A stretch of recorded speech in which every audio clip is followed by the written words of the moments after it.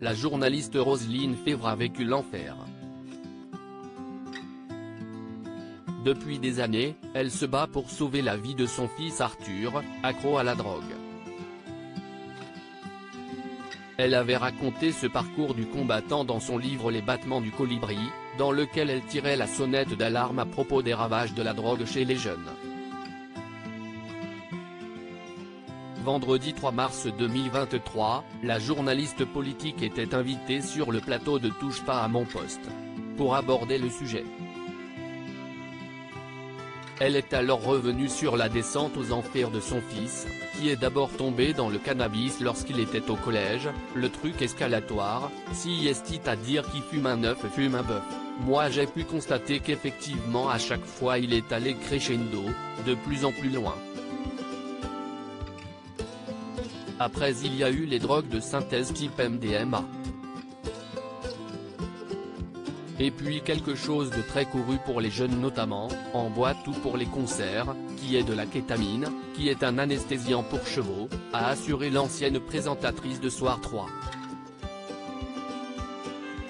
Désabusée, elle a confié que son fils s'est également essayé aux champignons hallucinogènes achetés sur internet, jusqu'au jour où il a fait sa première bouffée délirante, il les a cultivés chez lui, il en prenait pendant un mois et demi, jusqu'au pétage de plomb.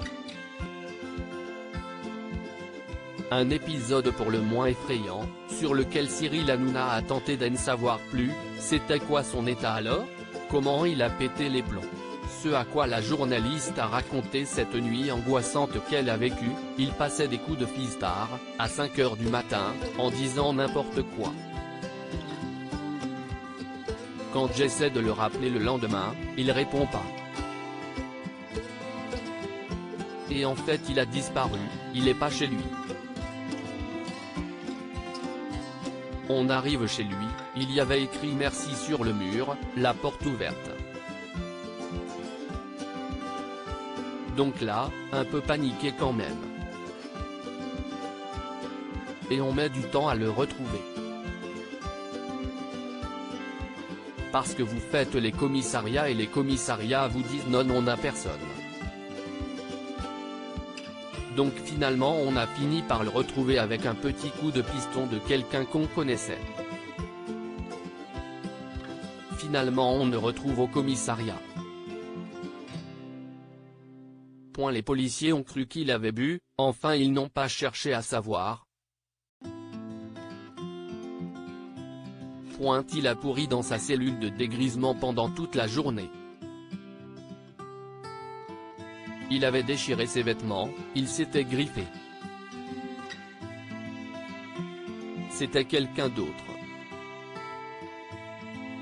Il m'a volé des bijoux qu'il a revendus. Roselyne Febvre est revenue sur les stratagèmes mis en place par son fils pour se payer la drogue qu'il consommait.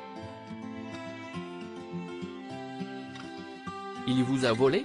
A demandé Cyril Hanouna. Oui, ça c'était. A-t-elle commencé, visiblement toujours affectée. Pour cause, elle a raconté que son fils lui volait des bijoux pour les revendre, agissant sous l'influence de quelqu'un de nauséabond. En effet, alors qu'elle l'a décrit comme hypersensible et influençable, elle a assuré que la drogue avait totalement transformé son fils. La drogue, ça modifie l'état de conscience, fortement. Si est-il à dire que vous avez quelqu'un qui n'est plus la personne que vous connaissiez avant. Et après il redevient tout à fait normal. Un éternel ascenseur émotionnel qui commence par un pétard récréatif et qui se poursuit avec toutes sortes de substances, contre lequel la mère de famille souhaite mettre en garde.